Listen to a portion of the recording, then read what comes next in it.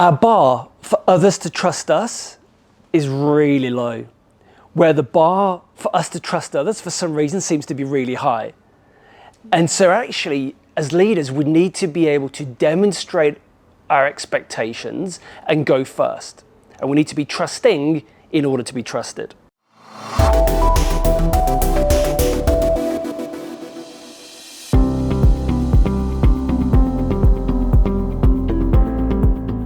When facts clash or are incomplete, what should a leader do in the first minute? The number one skill of all the world's best negotiators to be able to manage these situations is to master emotional self-regulation and develop a skill, what I call sensory acuity, so they can stay grounded and they can tune into what is going on for them internally and emotionally, as well as for other people as well.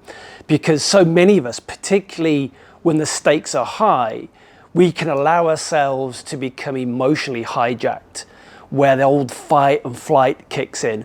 And if we really want to make effective decisions and lead our teams in times of, as I said, high stress, we need to be able to manage those skills. What would you say is a single habit from hostage negotiations that works best in boardrooms under pressure?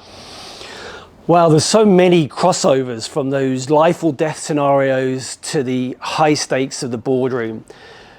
But I think the one skill that could really be transferred across is bringing more curiosity than assumption to the situation, the circumstances, the person you're facing.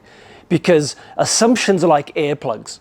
They get in the way of us as leaders really being able to tune into and listen what is going on for that person or what the key issues are in that moment. So as AI adds more signals to the room, how can leaders avoid false precision and keep human judgment central? Well, this goes back to that age-old question of human intuition versus technology. And intuition is never always 100% accurate, but neither is the AI, is the tech. And so we really need to try and align as much as possible that human intuition, which has stood us in good stead for millions of years, as well as being able to leverage what AI brings. And if there's a disconnect, it's being able to pause, take a step back and reflect. Okay, why is there a disconnect? Why is my intuition saying one thing and the data telling me something else? Is it because of maybe some cognitive biases I have? Is it because the data is flawed?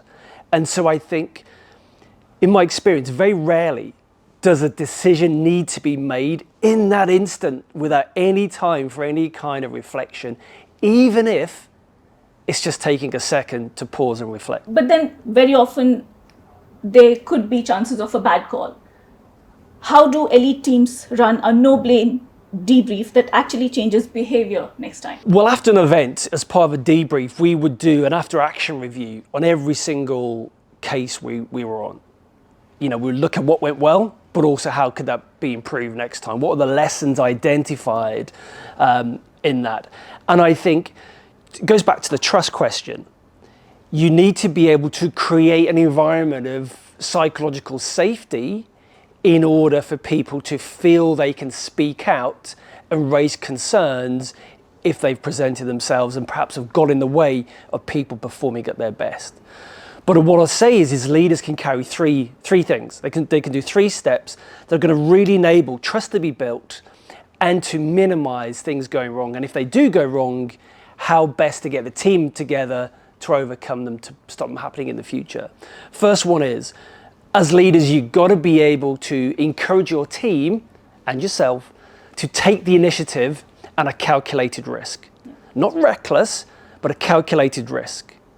Once you've done that, you need to be able to always be seeking cooperation and collaboration wherever possible. Yes, you may be able to play hardball for 1 or 2 deals, but ultimately you're looking to build a queue of people who want to come and work for your team, but equally a queue of customers who want to come and work for you.